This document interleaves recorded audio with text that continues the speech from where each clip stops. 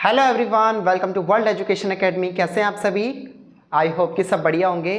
So friends, आज की class में हम लोग स्टार्ट करने वाले हैं क्लास 11th की मैथ्स का चैप्टर 1 सेट्स। सो ये हमारी इस वीडियो का इंट्रोडक्शन पार्ट है। इसमें हम लोग क्लियर करेंगे कि सेट क्या होता है और कितने टाइप्स के हमारे सेट होते हैं। ओके, तो चलिए फटाफट से अपना इंट्रोडक्शन पार्ट स्टार्ट करते हैं और देखते हैं कि ये चैप्टर आखिर है क्या। तो मेरा सबसे पहला क्वेश्चन आप सबसे ये है कि ये सेट होता क्या है।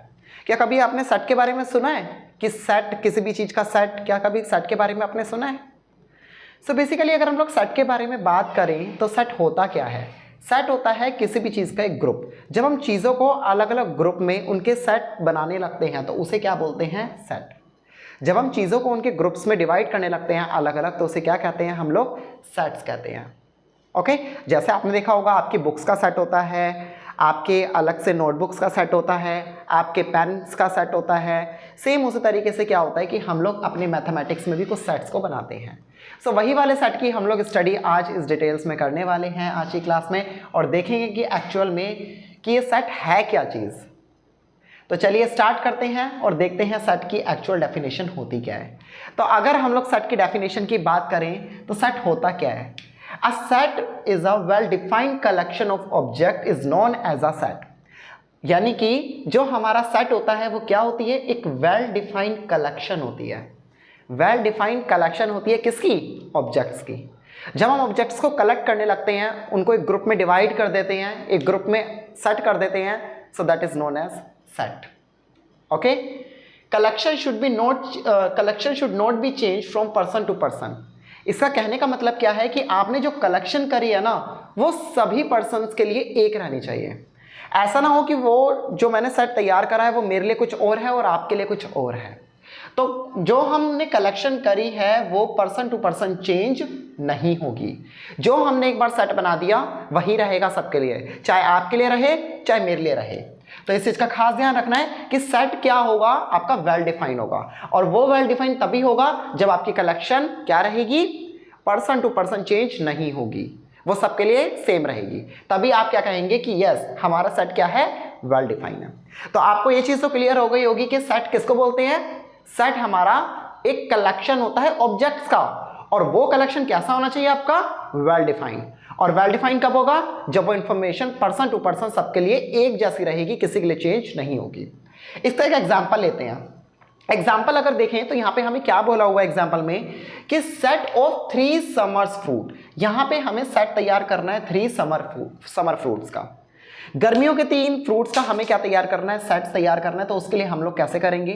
तो यहां पर मैंने 2 पर्सन लिए हैं, एक मैंने लिया है एक्स पर्सन और एक मैंने लिया है वाई पर्सन। ओके, तो यहां पर जो एक्स पर्सन है उसने अपने समर्स का जो फ्रूट तैयार करा, समर्स फ्रूट का जो सेट तैयार करा है that is mango, watermelon and pineapple. But अगर बात करें वाई पर्सन की तो उसने जो फ्रूट तैयार करे हैं that is muskmelon, orange and blackberry. यानी अगर यहां पर हम इस सेट को देखें समर्स के फ्रूट की, तो जो सेट एक्स ने बनाया और जो सेट वाई ने बनाया है वो बिल्कुल डिफरेंट है। तो क्या इस केस में हम इसे सेट बोलेंगे? बिल्कुल भी नहीं। इस केस में ये आपका सेट नहीं कहलाएगा, क्योंकि मैंने अभी अभी बताया कि सेट ऑब्जेक्ट्स का कलेक्शन होता है, वो भी वेल डिफाइंड। तो यहां पर ये कलेक्शन तो है but it's not a well defined set. Okay, क्योंकि ये जो इंफॉर्मेशन है ये पर्सन टू पर्सन चेंज हो रही है। ये इंफॉर्मेशन एक्स के लिए कुछ और थी और वाई के लिए कुछ और थी। एक्स ने अपनी मर्जी से कोई समर्स फ्रूट रख दिया और वाई ने अपनी मर्जी से कोई समर फ्रूट रख दिया। सो इस केस में मैं इसे सेट नहीं बोलूंगा। इसके बाद अगर हम लोग बात करें एक और एग्जांपल की, तो मुझे यहां गिवन है collection of all odd natural number less than 10। मतलब कि नेचुरल नंबर लेस देन 10 आपको तैयार करना है सेट किसका? ओड नंबर्स का। ओड नंबर्स होने चाहिए, वो भी लेस देन 10। ठीक है, तो यहां पर अगर हम लोग देखें, यहां पे आपको एक्स और वाई ये 2 सेट्स आपको गिवन है। एक्स पर्सन है और वाई पर्सन है। एक्स ने less than 10 odd natural number का सेट तैयार करा 1 3 5 7 9।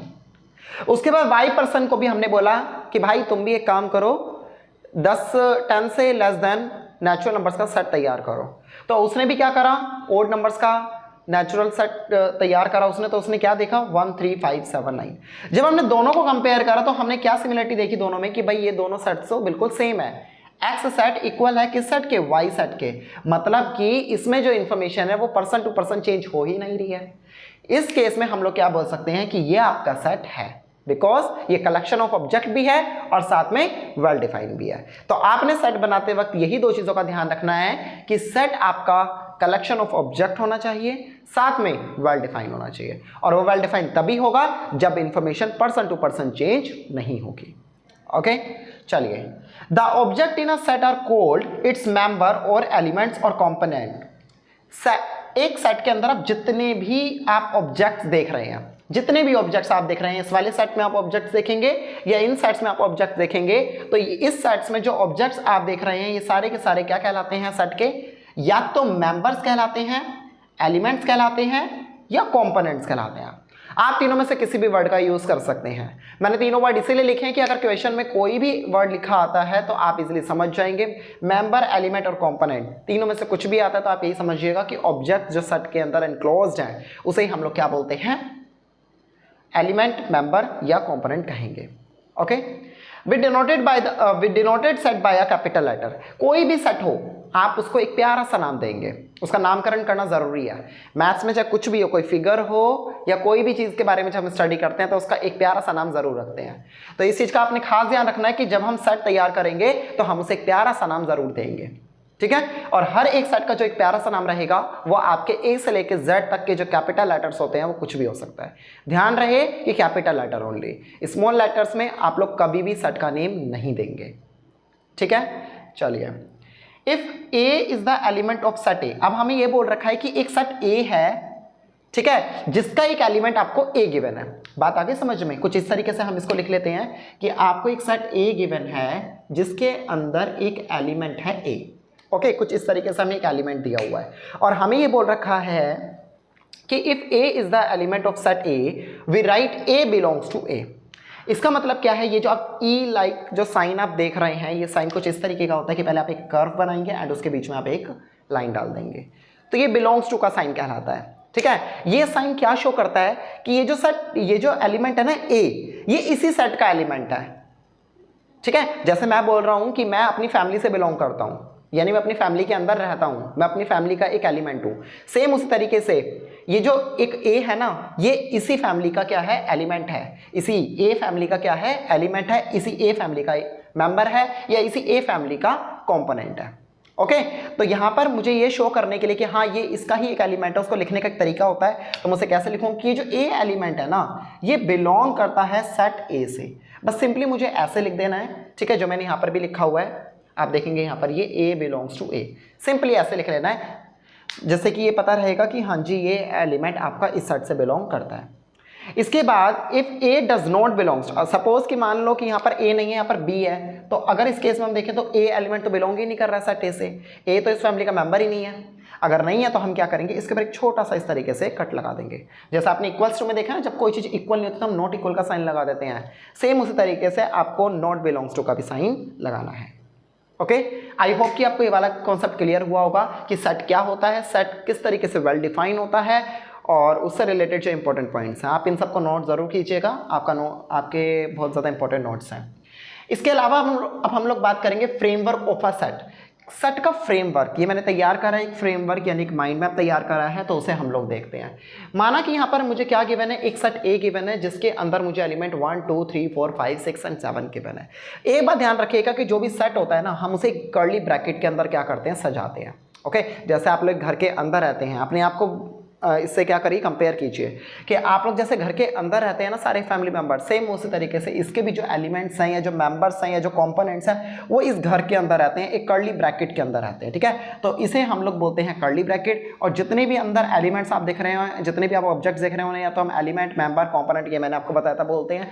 इसके अलावा इस सेट का मैंने एक नाम दिया है प्यारा सा ए, ठीक है। ये जो ए है ये क्या है, इसका नेम है। तो सेट को अगर हमें डिनोट करना है, उसे शो करना है, तो ऑलवेज किसी कैपिटल लेटर से शो किया जाता है, ठीक है। अब यहाँ पर हम लोग देखते हैं बिलोंग्स टू, जो मैंने अभी आपको यहाँ पर बताया था। अगर मैं 1 की बात करूँ तो 1 आपका क्या करता है, इस सेट से बिलोंग करता है, यस करता है। ए आपका इस सेट के अंदर बिलोंग करता है, तो 1 बिलोंग्स टू ए मैंने लिख दिया। 5 मेरा बिलोंग करता है, हाँ जी बिल्कुल बिलोंग करता है, तो 5 बिलोंग्स टू ए। क्या मेरा 0 बिलोंग कर रहा है, नहीं कर रहा, नहीं कर रहा, तो हम यहाँ पर नॉट बिलोंग्स टू का साइन लगा देंगे। क्लियर। अब यहाँ ए देखते हैं कि क्या मेरा ए बिलोंग कर रहा है, यस ए बिलोंग कर रहा है, नहीं कर रहा, नहीं कर रहा बिलोंग, तो यहाँ पर नॉट बिलोंग्स टू का साइन आ जाएगा। सो ये सिंपल से बेसिक कॉन्सेप्ट से कि भाई किस तरीके से हमने ये पूरी की पूरी समरी पढ़ी, उसका मैंने एक फ्रेमवर्क यहाँ पर तैयार कर दिया। अब एक बार आगे बढ़ते हैं और देखते हैं कि रिप्रेजेंटेशन ऑफ अ सेट। अब ये जो सेट होता है ना, हम इनको रिप्रेजेंट करते किस तरीके से हैं। तो सेट को रिप्रेजेंट करने के टोटल 2 मेथड्स हैं, 2 तरीके से हम लोग सेट को शो करते हैं, ठीक है। सेट को लिखने के 2 तरीके हैं, रिप्रेजेंट करने के 2 तरीके हैं। पहला है एक रोस्टर फॉर्म या टेबुलर फॉर्म भी हम इसे बोलते हैं, ओके। रोस्टर फॉर्म भी बोल सकते हैं, टेबुलर फॉर्म भी बोल सकते हैं, सबसे ज्यादा जो वर्ड यूज होगा that will be roster form, okay. And the second is builder form. Second is builder form. हम लोग सेट को 2 तरीके से डिफाइन करते हैं, एक होता है रोस्टर फॉर्म में और एक होता है बिल्डर फॉर्म में, ठीक है। सो ये 2 तरीके हैं। तो आज की वीडियो में हमने जो सीखा वो ये था कि सेट का क्या इंट्रोडक्शन पार्ट है, किस तरीके से सेट को हम लोग रिप्रेजेंट करते हैं, इसका पूरा हमने एक फ्रेमवर्क समझा, एक स्ट्रक्चर समझा। नेक्स्ट क्लास में हम लोग इन 2 को डिटेल्स में पढ़ेंगे, roster form and builder form. इनसे रिलेटेड कुछ एग्जांपल्स देखेंगे और चैप्टर में आगे की तरफ बढ़ेंगे। सो आई होप कि आज की वीडियो आपको अच्छी लगी होगी, आपको सारे कॉन्सेप्ट्स इजीली क्लियर हुए होंगे। इसी तरह की रोज़ की और वीडियोस के लिए हमारे चैनल को सब्सक्राइब करें एंड वीडियो को लाइक करें। मिलते हैं अपनी नेक्स्ट वीडियो में, टिल देन बाय बाय।